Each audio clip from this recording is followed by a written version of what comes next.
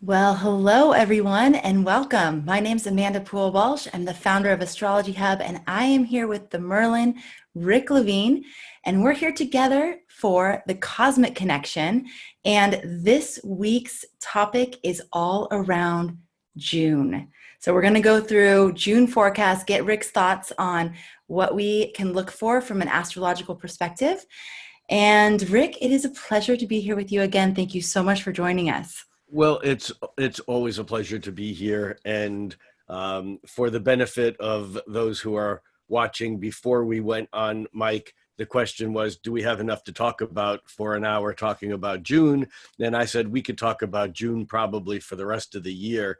It's quite a month coming up, and I'm guilty of having said on more than one occasions doing my regular monthly forecasts, this is quite a month coming up, but this is quite a month coming up.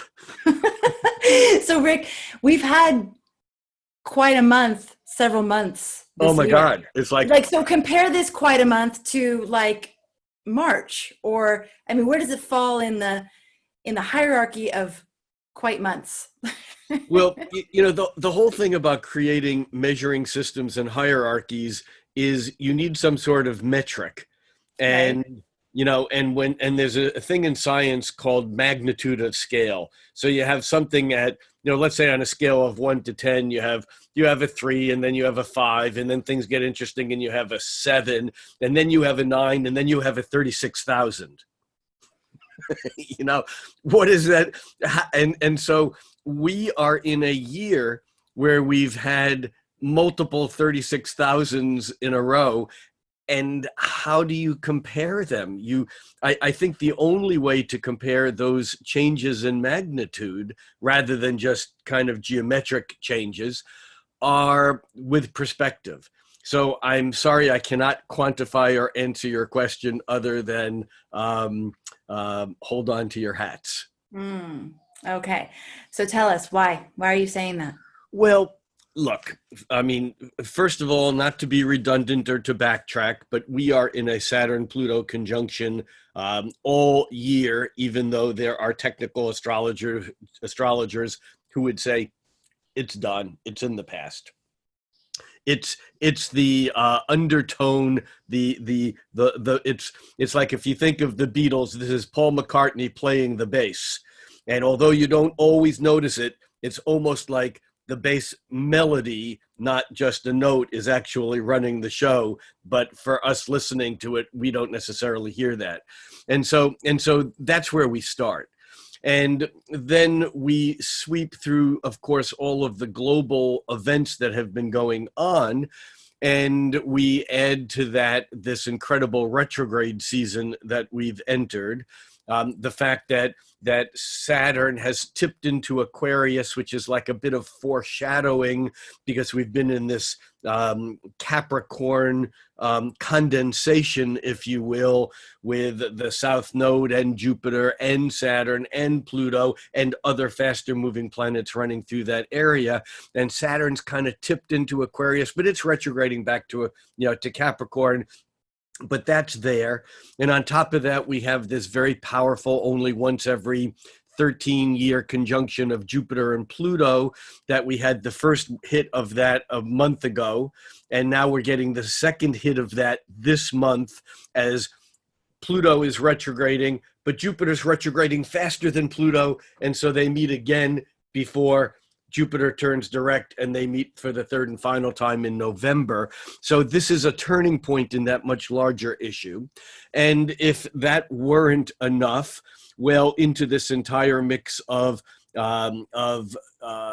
Pluto, Jupiter, Saturn, and Venus retrograde, we now have a Mercury turning retrograde on June 17th that comes into the mix.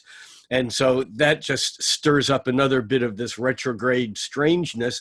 But around that same period of time, we not only have Mercury turning retrograde, but within a week, we have Neptune turning retrograde. And then we have, within 2 days of that, we have Venus turning direct.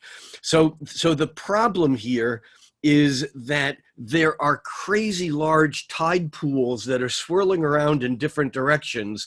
And even an experienced ocean swimmer like you, or maybe me, um, it's like often when you get a sense of where the tides are, you know what to do, you know how to navigate them. But here, just as we pick up on a tide, and all of a sudden it changes at 90 degrees and then becomes a riptide in the other direction. And so, so there's big tides swirling. So we have the retrograde stuff going on, with Venus turning direct, Mercury turning retrograde, Neptune turning retrograde into this huge retrograde sweep that we're in. And that would be plenty, but we also have 2 eclipses.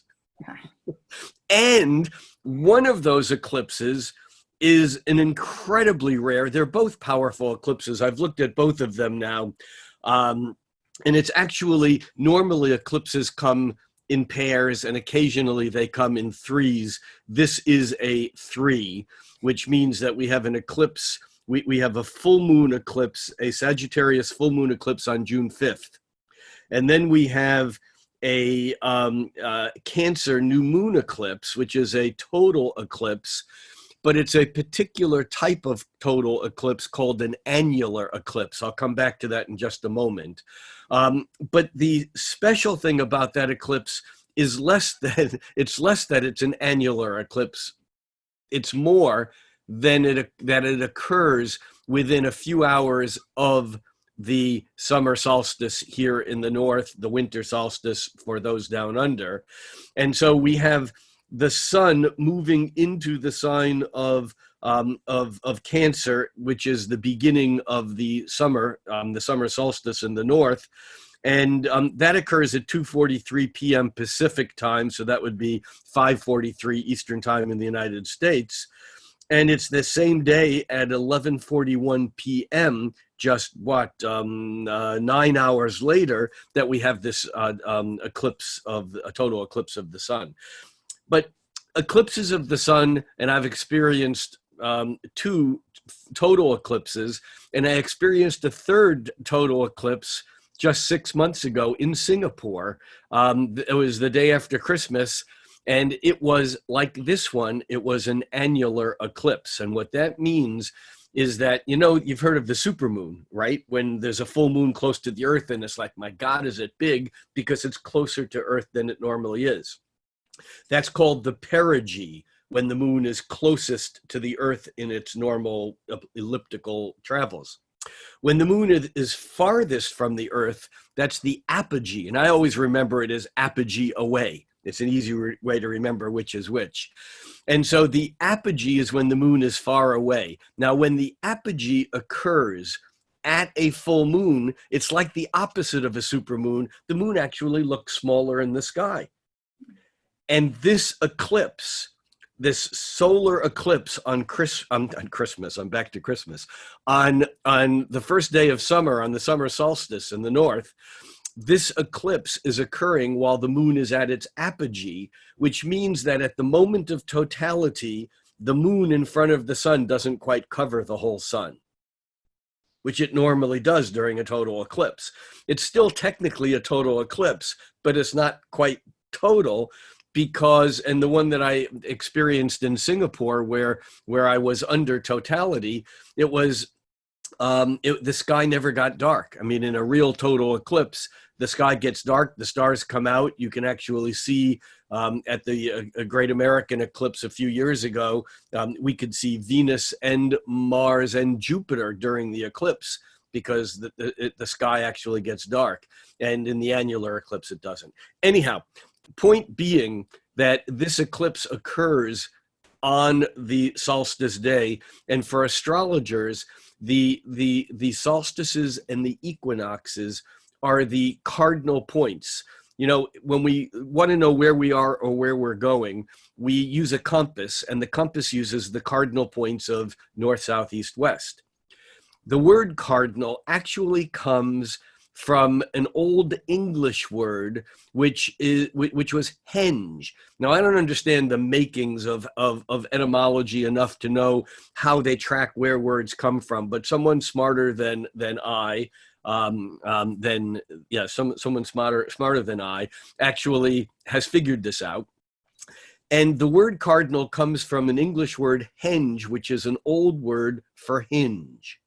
Now, I like to think that if we were living about, I don't know, 4, 5, 6,000 years ago, I'm kind of making this up here as I go, and we lived next to the smartest guy who ever was around, kind of like a Paleolithic version of Steve Jobs.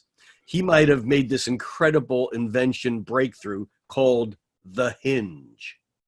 Now, we don't think anything about a hinge. It's on every door in the universe, just about. Well, I guess not on sliding doors, but the hinge was an amazing breakthrough because it gave us the ability to build a wall around our home and then to be able to create what we now call a door that opened up on a hinge that we could go through, and then we could swing it back and lock it so that it didn't lose its Saturnian integrity.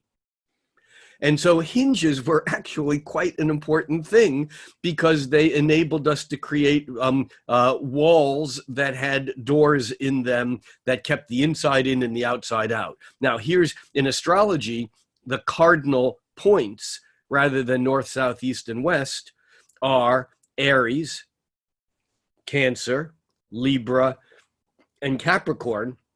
Aries for the east, if you will. Cancer for the south, and actually these are technically mixed up because when we look at the sun at high noon, the sun is really in the north, but the sun in Cancer makes summer here. And that would be, kind of associated with the south. Libra, the west, and Capricorn, the north. Now, and again, it would technically be on a horoscope. The north and south would be reversed also. I know it's confusing. But here's the deal. We astrologers use the cardinal points just like a compass would use east, north, south, east, and west to get our bearings. Because the cardinal points are the hinge points. They're the points at which all other experiences and all other directions are measured from. And so when the word cardinal signs actually have to do with initiation, going into something new. The cardinal signs are the signs that initiate the 4 seasons.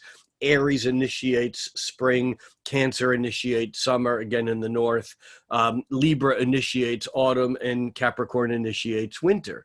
And so the cardinal points for astrologers are very significant, and we often look to the chart of the first moment of spring, summer, autumn, and winter, the moment that the sun, from Earth's point of view, enters Aries, Cancer, Libra, or Capricorn, and we look at those charts to get a sense or a meaning for the season that's coming up.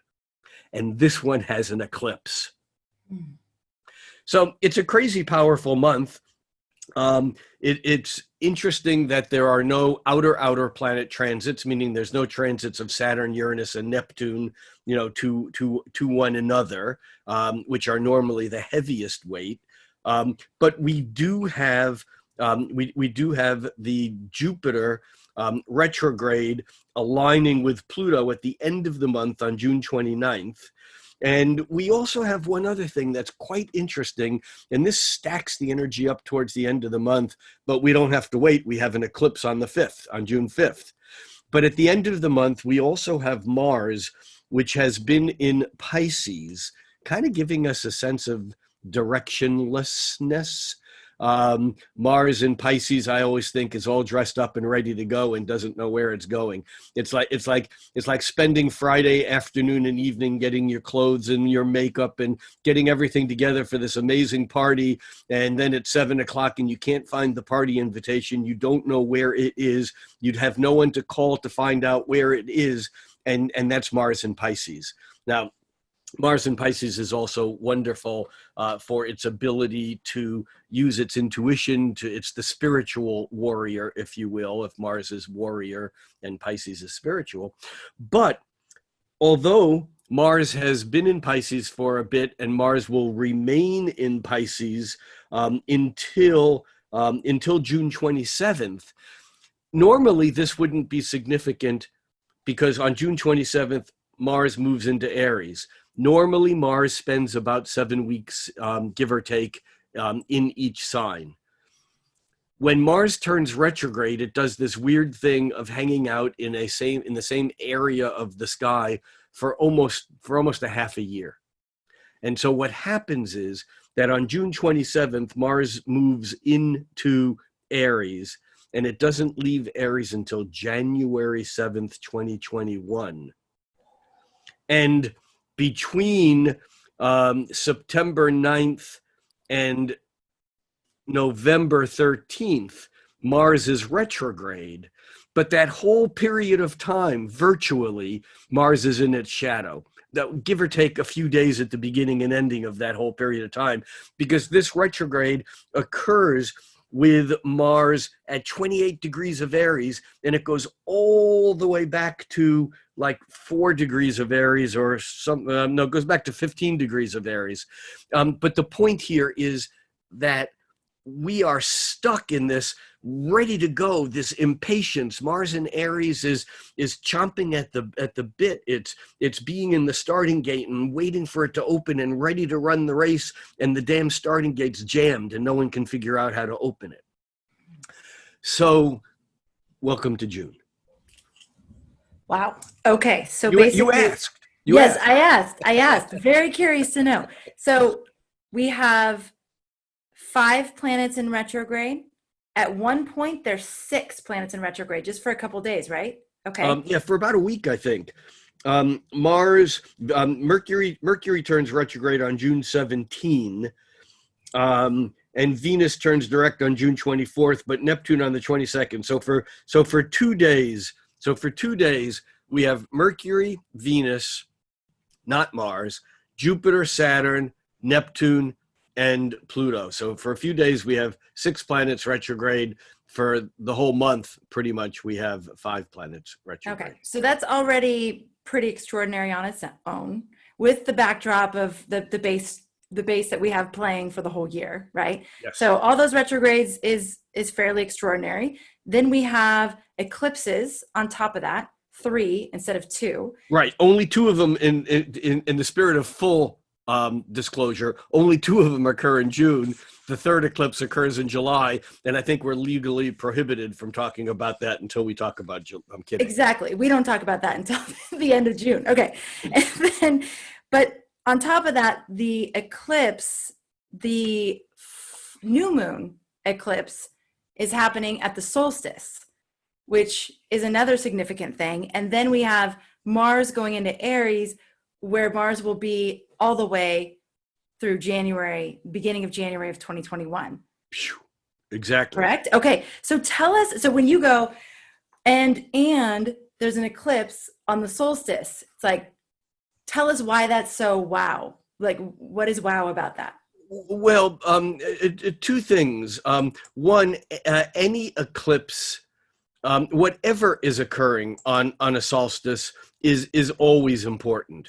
And that, like I said before, astrologers look to the charts. It's an old technique. Astrologers will run the chart for the cardinal points, for the equinoxes and solstices. They'll look at the chart for the moment that the sun makes its move into the cardinal sign, called the ingress. So the spring ingress, or the Aries ingress chart, is looked at as a tool to see what is this season going to be about. And so from that standpoint, we would look at the ingress chart for this particular summer solstice in the north, and there is, within a few hours of it, an eclipse. Now, eclipses are an interesting phenomenon. I am not the expert on them, but as any astrologer who has observed them for a long time, I certainly have my sense about them. And eclipses, to me, seem to work in a Uranian-like fashion. And I don't mean there's a one-to-one correspondence, but I mean that it's like the planet Uranus happens unexpectedly. It's a shock. Now, to the ancients, eclipses were horrifying because, I mean, just imagine going along and all of a sudden one afternoon, the sun goes out. I mean, it becomes completely dark. You don't know, A, what's going on, B, whether the sun will ever come back. You know, it's frightening. And so there's this inherent built-in ancestral fear that we have around eclipses. But there's another thing that's very Uranian, and that is the time distortion. Because it's almost like it's been, like, let's take on a solar eclipse. On either eclipse, the rhythm of the moon is such that it takes 2 weeks for the moon to build its light to full, or 2 weeks to go back to a new moon till it's dark. And on the eclipse, it's like someone grabs the light switch and just takes the light that's been gradually getting brighter for 2 weeks, and at total brightness, it just takes and flips it off and flips it back on just to screw with you. You know, it's like, and I think of eclipses as kind of, and I know there's a similarity in word here, but it's not etymologically connected, but it's almost like an epileptic kind of, you know, it's the shock that one gets from having someone mess with a high frequency on and off and on and off and on and off.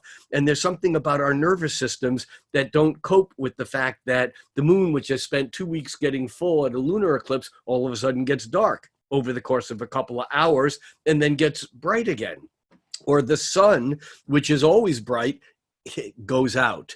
And so there's a suddenness of energy that releases energy. Now, at every new moon, and again, the summer solstice, I'm going to refer to it as summer solstice, even though I always try to pay respect to the fact that that is a northern hemispheric bias. At this particular summer solstice, this is a new moon or a solar eclipse, meaning that the sun comes, that the moon comes between the earth and the sun. It's like a new moon. Well, it is a new moon. In fact, the new moon happens once a month, except when it happens, it's like if this is the sun and this is the moon going around the sun, on a new moon, the moon is higher than 1 month or lower than, and on an eclipse, when the moon is exactly lined up with the sun, that's what makes the sun go dark. And this is why the nodes were so important to the ancients, because the nodes are the place where the orbit of the moon around the earth and the orbit of the earth around the sun intersect. And so when there is a new moon or a full moon near the north or south node, we experience it as an eclipse, because they're on the same, we normally think of the planets going around like this, but they also go like this as they go around. And so on an eclipse, rather than the moon being here or here, if this is the sun, the moon is right lined up with it exactly. And so from that standpoint, a new moon eclipse is like a super new moon. And I don't mean like a super moon new. I mean, it's like a super new moon. It's like a new moon on steroids. And so what's a new moon? A new moon is a beginning of a cycle. It's the initiation. It's a cardinal point unto itself, regardless of what sign it occurs in, because it's the initiation of a new emotional cycle. It's the beginning of the cycle. And yet eclipses seem to come out of time. The general astrological consensus is that when you have an eclipse that activates a point, that point is actually activated for as much as 6 months prior and as much as 6 months after the actual eclipse itself. Some astrologers will even say even longer. But the point of the matter is that when there's an eclipse, it's not just about on that day, June 20th or June 21st, depending on where you are on the planet. It's not just that day. That energy is already there. It's just like the Saturn-Pluto conjunction, which occurred, at 22 degrees or approximately 22 degrees of Capricorn. That point is energized. And whenever planets move through that point for a long time, they're going to still pick up that energy. So eclipses often bring up things from the past. They often are a severing or a cutting of a tie. Lunar eclipses seem to be more based upon bringing up memories. The moon remembers how we hold on to the past. And so lunar eclipses often are more associated with the past. Solar eclipses tend to be more sudden, more specific. A lunar eclipse, if it occurs, pretty much is seen or felt everywhere on Earth. A solar eclipse it cuts a very narrow path across a limited part of Earth. And often we look at that path to see where that eclipse will be falling. And quite honestly, I can't even tell you where this will be. I won't, because I haven't looked at it recently, so I don't know. But with a solar eclipse, there's a much more intense and greater action around it. The ancients would say the solar eclipse meant the king must die. Now, we can take that in a lot of different ways. Now, remember, there are 2 eclipses a year. So that doesn't mean that anyone who's in charge, loses power, twice a year. But there's a sense of shiftings of power. There's the old phrase, or it's, the king is dead, long live the king. And in a way, it's about a transition of power. And look, we are in the largest transition of power that the modern world has seen. And it's not about who's going to win the next presidential election in the United States. The power shift is much greater. And quite frankly, anyone who says that they know how this is going to play out doesn't. My famous line. Anyone who knows does not. People can think they know, but we're talking about every polarity you can come up with, of which we can come up with many these days, are in effect being played out now and stretched to the max. And this eclipse is simply another indicator of how powerful and profound this period is. And the king must die. Long live the king. Now, when you say the king, who is that? Is the king Queen Elizabeth? Is it Donald Trump? Is it the apparent rise of the liberal left? We don't know who's going to fall in this. And whatever perspective we have, is the planet, going to die of some sort of planetary global climatological choking crisis? Is another plague going to, kill us all? I'm not being all doom and gloom, but are all those resisting, health on the planet, are they going to be the ones? But the point here is that this eclipse is very, very powerful, and it occurs at the cardinal point in Cancer. But here's the interesting thing about this eclipse. That we're not talking about the June 5th Sagittarius full moon eclipse. We're talking about the summer solstice eclipse. That normally what we do in an eclipse or in a full moon or new moon is we look at what are the aspects that the new moon or full moon is making. If this is initiating a new cycle, if this is a time to plant the seeds of intent, even though things may not go the way we expect them, because eclipses are often surprising, what is this eclipse aspecting? All right, well, very simplistically, this eclipse is occurring at 0 degrees of Cancer, which is why it's happening on the solstice. The north node of the moon is at 29 degrees of Gemini, which is only a degree away from 0 degrees of Cancer. And the north and the nodes, as many of us know, spend about a year and a half in each sign, and the nodes move backwards. They always move, well, they mostly move in retrograde motion. And so we're coming off of a year and a half with the North Node having been in Cancer, security conscious, holding, protective. And now the node has moved back into Gemini. There are two ways to track the node. The people who use what's called the true, which is technically the accurate position of the node, it moved into Gemini the beginning of May. For those who use the mean or average node, which is a smoother curve, that doesn't move back into Gemini until the 4th or 5th, the 4th of June.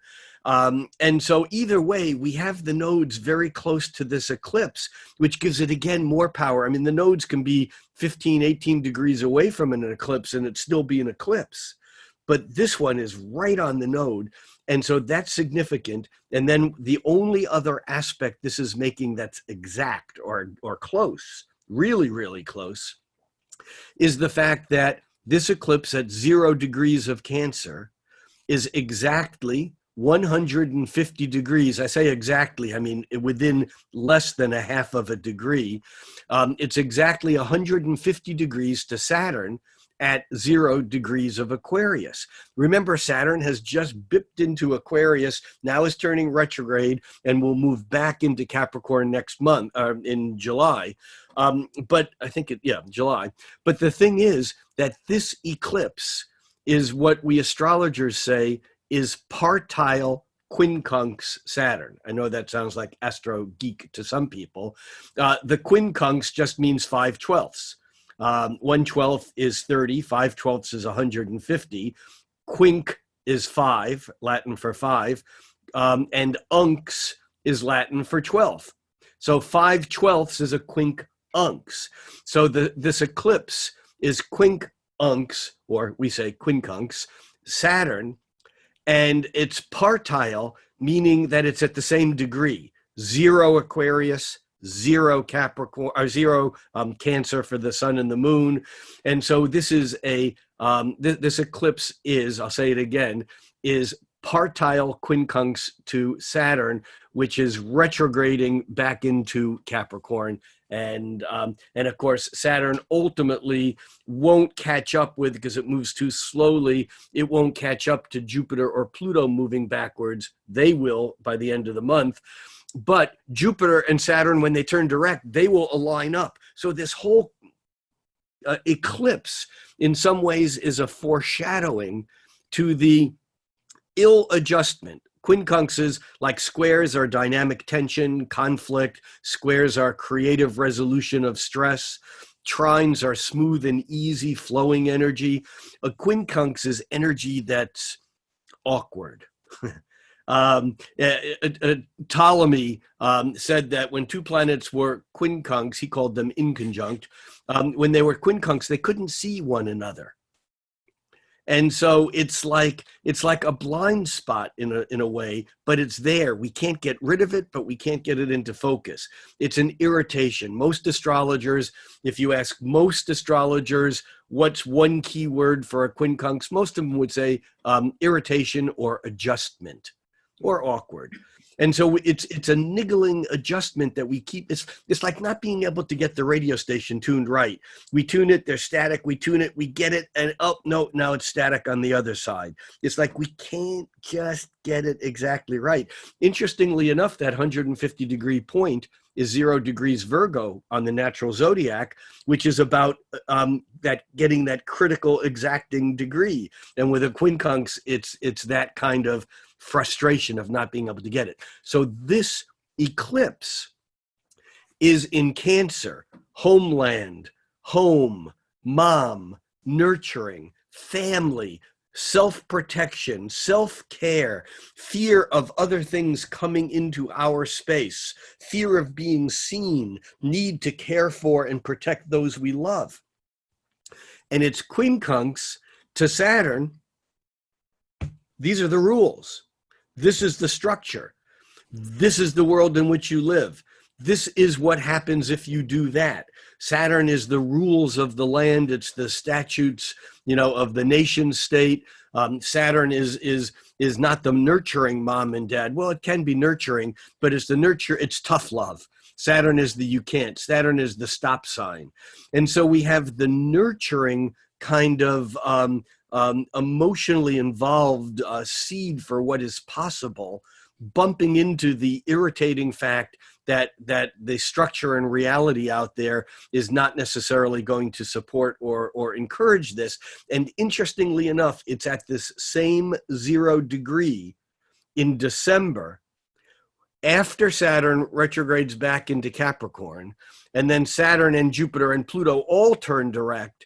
It's at this same degree, 0 degrees of Aquarius, where Jupiter will line up with, conjoin Saturn in its once every 20-year kind of imprint for the social structure for the decades ahead. Okay, so couple things. Time for me to take a stiff drink off my apple celery juice. Oh, that sounds great. Okay, so a few things to offer to those of you who are listening. We did a cosmic connection on all these retrogrades a few weeks back. So if you're wondering more about the retrograde element of what he's talking about for June, you can go back and check that one out. It was like 2 weeks ago. And it's cosmic connection, I think, retrograde something, madness, something like that. Okay.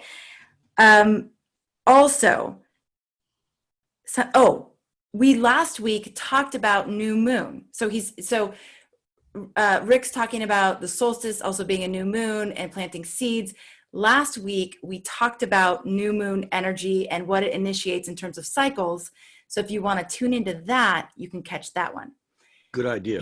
Yeah. And then I was thinking that, we are doing a solstice event. So we have a solstice panel on June 17th.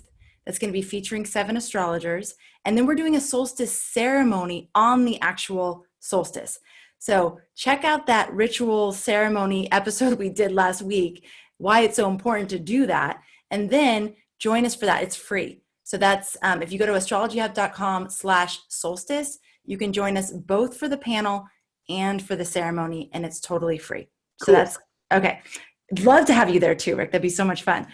Okay. So would you agree or disagree that this is a very fated time? This June period is would you use that word fated? I would avoid using that word, but not because it's untrue, because I don't like using it. You see, fate implies that Jung said that when we have unintegrated parts of our psyche, then events seem to happen that are fated. When we integrate into our psyche, what was fate that seems to happen from the outside actually is happening more in tune with our psyche, with the inside. Fate and free will are opposites on a spectrum, and they're like particle and wave. You can't have both at the same time. And at any given course, I would do what I could, and I would encourage in my clients and in my friends and in my students, I would encourage them to gravitate towards the free will and bump up to the place where you've done as much as you can to exercise free will, rather than just accept this is a fated period of time. Now, having said that, the answer is yes. Okay, so it is fated, meaning things may happen that feel that way in our lives. But what you're saying is that that's just an invitation to bring more free will to our lives in general. There's more going on than meets the eye. And it's our job to find out what they are and meet the eye with them, or have them meet our eye. Because that way we can reduce the fate piece. I mean, there's stuff that's out of our control. Look, that just happens. I used to call it, in my younger days as an astrologer, when people would talk about fate, I would say, well, what about the Uranian zap factor? And they would go, what? They go, the Uranian zap factor, when shit happens, that just happens. You can say, oh, I deserved it. I signed up for it. My soul, bullshit. There's shit that just happens. And here I am not, I don't buy the new age concept that everything happens for a reason. There are things that just happen. We may make a reason, and that's not unhealthy Right. sometimes. Yeah. But yes, I would say that there's more going on now than meets the eye.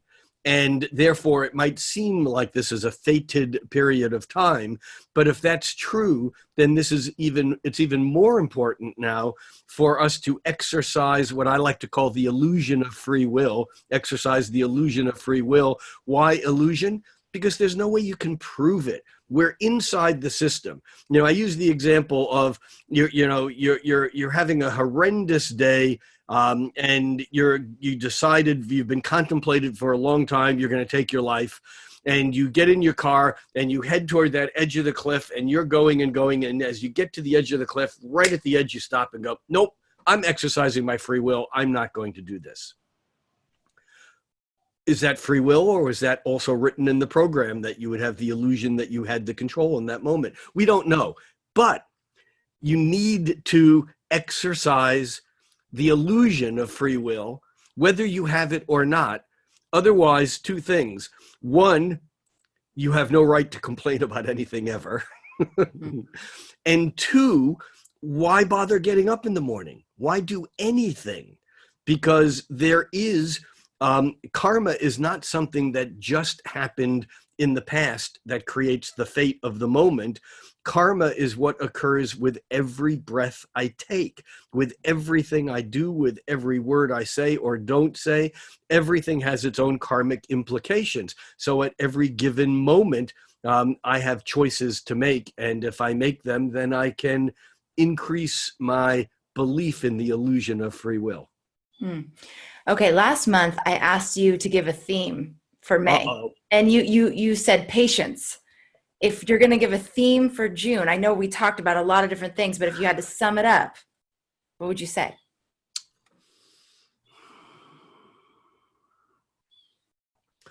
I think I would fall back on Ram Dass's famous breakthrough book.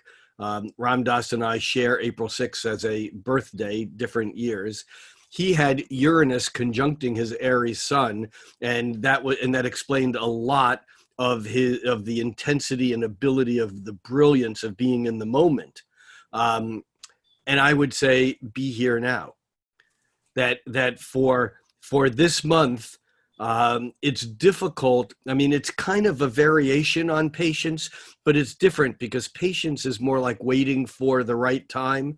And it's almost like this is the right time, but it's not the right time to get to where we thought we were going. It's not the right time to execute our master plan. It's not the right time to fight the tides and to push out into our journey because we don't know which way the tides are going yet.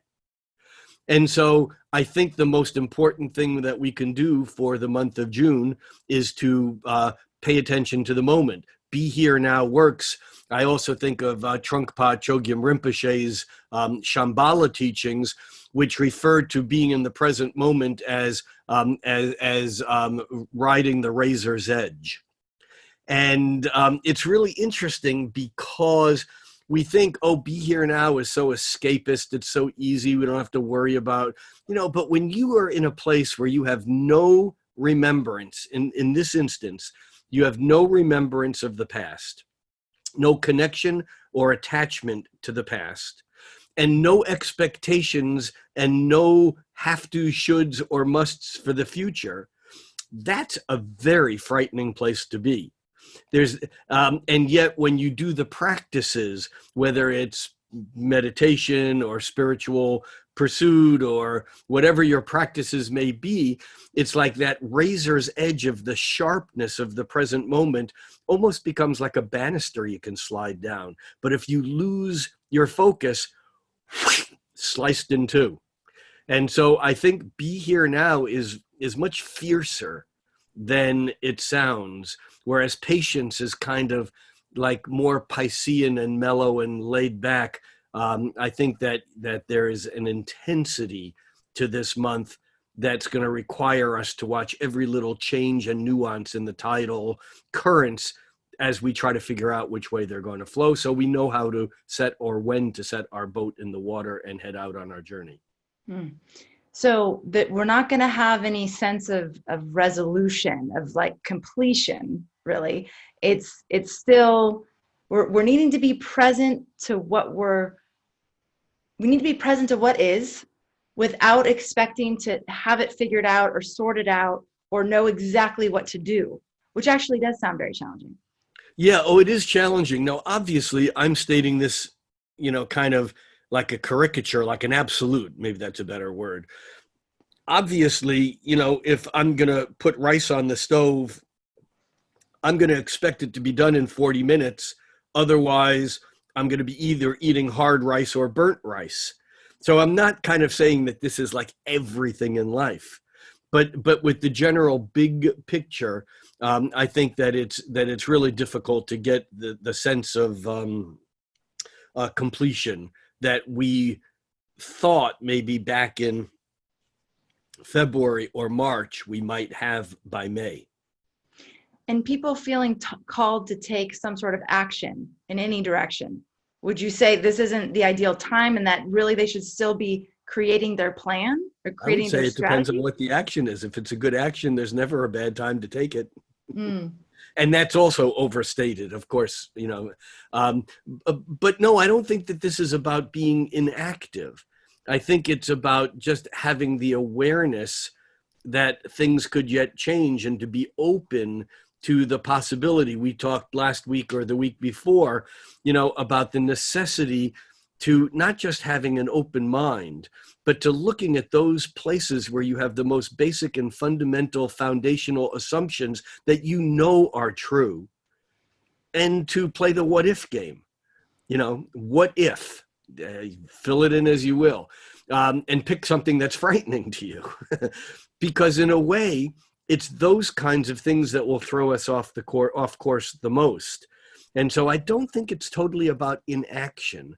I just think it's about not being attached to the outcome in the way that we sometimes are. And for the solstice, the new moon solstice, which is, you said, a hinge point already, and then it's a new moon.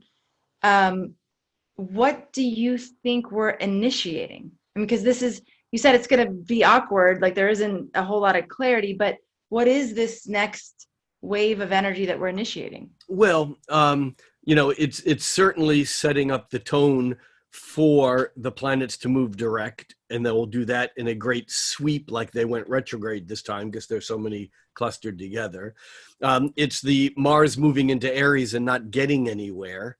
There's that sense of we. Let me just speak to those who believe that this is a time of reckoning, a time of awakening. And again, I know people who are having this experience on both ends of many political issues. So I'm not speaking here to the left or to the right or to the this or to that. I'm speaking to everyone, that there's the sense that this is a time of great awakening and we're going to finally get it. This is the proverbial, we are the ones we've been waiting for. This is the time that we've been waiting for. The river's moving fast. This is the time, that we've been speaking of. This is the revealing and the apocalypse. It is now. Well, now is a fuzzy term because it will be now in 6 months and in 3 years. And so I think that part of this is just the realization that the absolute clarity of everyone at once is not going to be the way we thought it was. The quincunx to me indicates that there's no easy out, there's no quick fix. With a trine, the energy just flows. With a square, you can come up with an idea and say, this is how I can work with it, and you can create something. Squares can be very creative. Quincunxes are elusive. I call it the mosquito in the tent that only comes out when you're ready to fall asleep. You get up and you look for it and it's gone. And in a way, because of this eclipse, we may be a little bit in that kind of energy right now. And that doesn't mean we shouldn't grab, for the golden ring. It doesn't mean that we should let this moment pass. It just means that there's probably more complexity to it that is yet to be revealed. Okay, so we have our theme, which is Be Here Now.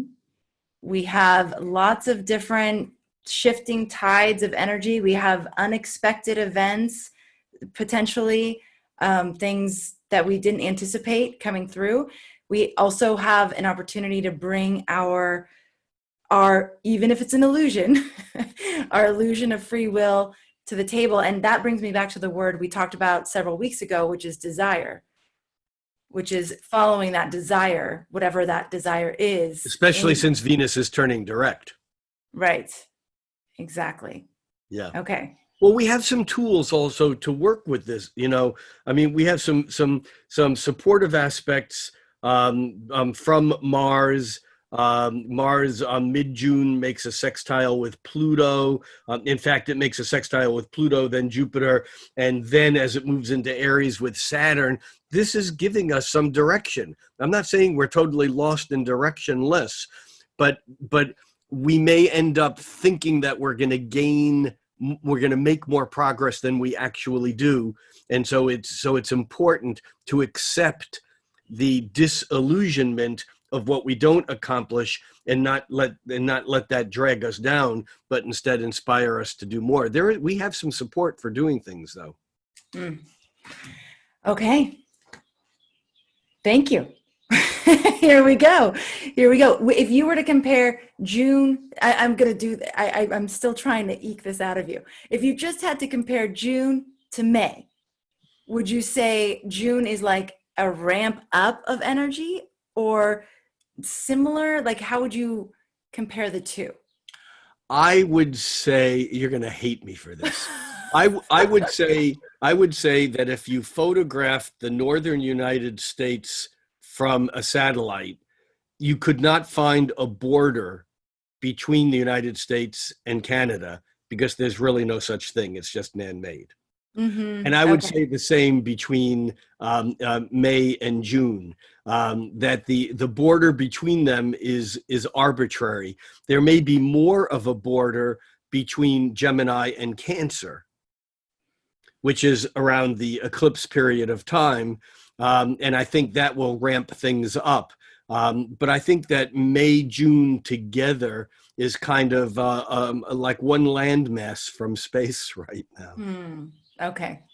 I could rephrase that to try and pin you down even more, but I just won't. and it won't work. It won't work. Exactly. I'm learning.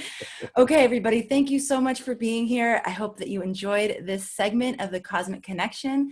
For those of you who are interested in going deeper on eclipses, we did a really amazing eclipse course a couple years ago featuring some of the world's top experts in eclipses, the people that have just like dedicated a lot of their time as astrologers to studying eclipses. So Bernadette Brady's one of them, Benjamin Dykes, Christine Ahrens, Christine Skinner, Donna Woodwell. I think I'm forgetting someone, but Adam Gainsbourg is included in there too. So that's a good group. It's a great group, and it's one of those courses that we've had available for a long time, but I barely ever talk about it. So because we're having such an intense eclipse season, if you are an astrology student, I would say this is definitely more towards the intermediate advanced astrology student.